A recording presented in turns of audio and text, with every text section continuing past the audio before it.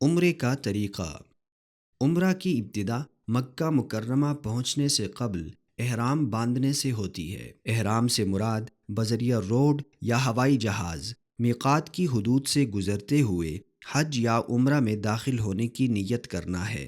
میقات مکہ مکرمہ کے اطراف میں وہ 5 مقامات ہیں جنہیں رسول اکرم صلی اللہ علیہ وسلم نے حج یا عمرے کی نیت کرنے والوں کے لیے مقرر فرمایا۔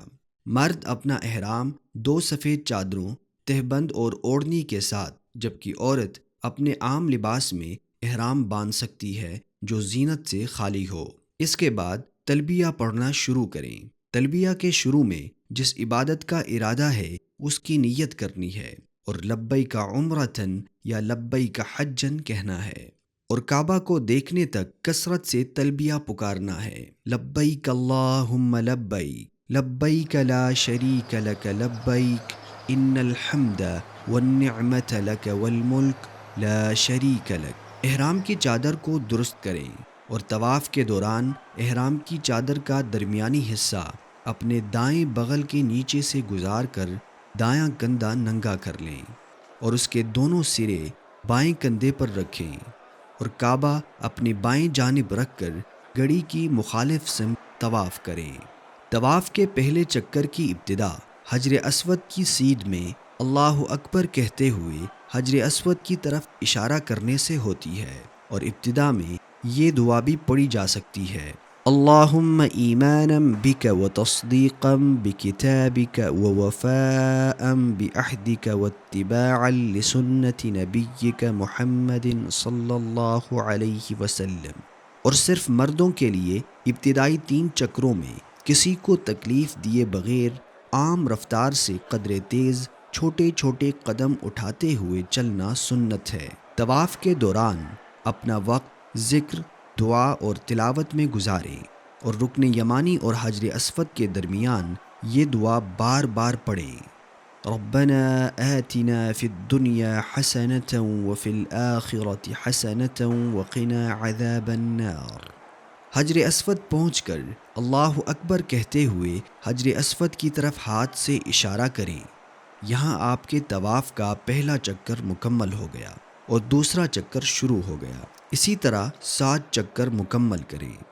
7 چکر مکمل کرنے کے بعد اپنا احرام درست کریں اور اپنے کندھوں کو ڈھک دیں، اور طواف کی 2 رکعتیں ادا کرنے والی جگہ تشریف لے جائیں۔ یہ 2 رکعتیں مقام ابراہیم کے پیچھے اگر آسانی ہو ادا کرنا سنت ہے، یا آپ مسجد حرام میں کسی بھی جگہ یہ 2 رکعتیں ادا کر سکتے ہیں۔ اور رسول اکرم صلی اللہ علیہ وسلم نے مقام ابراہیم کی طرف تشریف لے جاتے ہوئے آیت کا یہ حصہ تلاوت فرمایا: وَاتَّخِذُوا مِن مَّقَامِ إِبْرَاهِيمَ مُصَلًّى۔ طواف کی 2 رکعتوں میں پہلی رکعت میں سورۃ الفاتحہ کے بعد سورۃ الکافرون، اور اسی طرح دوسری رکعت میں سورۃ الاخلاص پڑھی جائے گی۔ اگر آپ نے کعبہ کا طواف مکمل کر لیا تو مسعی کی طرف جانے سے قبل آب زمزم نوش فرمائیں۔ یہ وہ چشمہ ہے جو اللہ کے نبی اسماعیل علیہ السلام کے قدموں کے نیچے سے جاری ہوا، اور اس کے بارے میں رسول اکرم صلی اللہ علیہ وسلم نے ارشاد فرمایا: آب زمزم اسی لیے ہے جس کے لیے اسے نوش کیا جائے۔ اس کے بعد ان سائن بورڈ سے رہنمائی لیں جو صفا سعی کی ابتدا کے بارے میں بتا رہے ہیں۔ رسول اکرم صلی اللہ علیہ وسلم کی سنت کے مطابق پہلی مرتبہ صفا کے قریب جاتے ہوئے اس آیت کی تلاوت کریں: ان الصفا والمروة من شعائر اللہ، اور قبلہ رخ ہو کر اللہ اکبر کہیں اور دعا مانگیں۔ رسول اکرم صلی اللہ علیہ وسلم اس جگہ یہ دعا پڑھا کرتے تھے: لا الہ الا اللہ وحدہ لا شریک لہ، لہ الملک ولہ الحمد وہو علی کل شیء قدیر، لا الہ الا اللہ وحدہ انجز وعدہ ونصر عبدہ وہزم الاحزاب وحدہ۔ پھر عام دعا کریں اور دوبارہ یہ دعا پڑھیں، اور عام دعائیں کریں، پھر تیسری اور آخری مرتبہ اس دعا کو پڑھیں، اور اس کے بعد مروہ کی طرف سعی شروع کریں۔ آپ صلی اللہ علیہ وسلم کی سنت کے مطابق سعی کے دوران 2 سبز نشانیوں کے درمیان مردوں کا تیز دوڑنا سنت ہے اور یہ خواتین کے لیے مشروع نہیں ہے، اور سعی کے دوران ذکر، دعا اور تلاوت کرتے رہیں یہاں تک کہ مروہ پہنچ جائیں۔ مروہ پہنچ کر قبلہ رخ ہو کر آیت نہ پڑھیں، باقی اسی طرح دعا کریں جس طرح صفا پر کی تھی۔ اسی طرح سعی کے 7 چکر مکمل کریں۔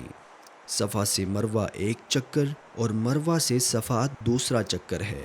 سعی کی ابتدا صفا سے ہوگی اور اختتام مروہ پر ہوگا۔